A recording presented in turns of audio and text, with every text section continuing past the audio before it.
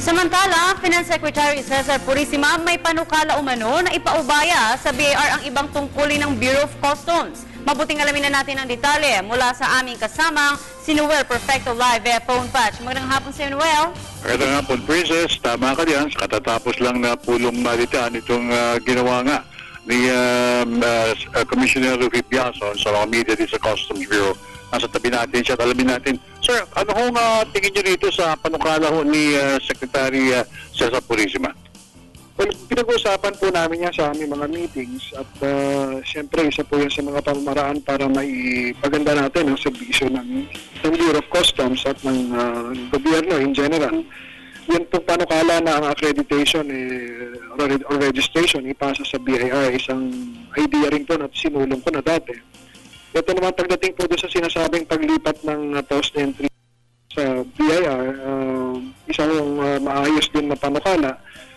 Yun nga lang, siyempre tayo nagbibigay rin ng opinion na tungkol doon sa mga customs matters related na function ng PEAC. Kasi po yung post-entry audit, hindi lang naman ito transaction audit, kundi kasama rin po dito yung compliance audit at yung systems audit ng mga importers and exporters, no, na naniniguro na sila ay sumusunod sa mga procedures, rules and regulations ng customs as well as yung mga issues ng valuation at saka ng classification. Anything basta may kinalaman sa pagbabago ng adwana, operations sa adwana, ay gagawin po nyo at susundin po nyo yung mga panukala. Siyempre, magbibigay tayo ng ating mga sariling kuro-kuro, no? Pero generally, we're all in one team, kaya kailangan din siyempre sabay-sabay kami dito sa mga iniisip na mga pamamaraan na ganito. Okay.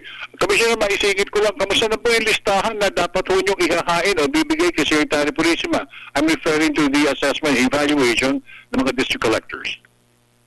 Pag binigyan naman natin ng timetable na 2 weeks lang itong prosesong ito, including yung pag-evaluate sa kanila, pag-submit ng recommendation sa DOF at yung approval ng mga bagong appointments.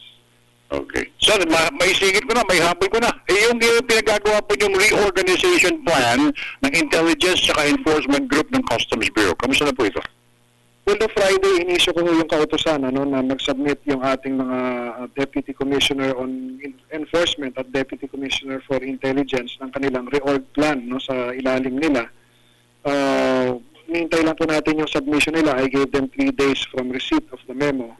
So within this week, inaasahan natin masubmit na nila. Ayun. Maraming salamat si Commissioner Rufy Biason ng Customs Bureau. Anything basta sa pagbabago ng adwana ay gagawin po ng pamuluan at yun naman ay ating antayin yung sa 2 weeks time tsaka yung 3 days time para naman sa Intelligence and Enforcement. Kasama pa rin si Barry Yumol, Erwin Navarro, Noel Perfecto, Television ng Bayan.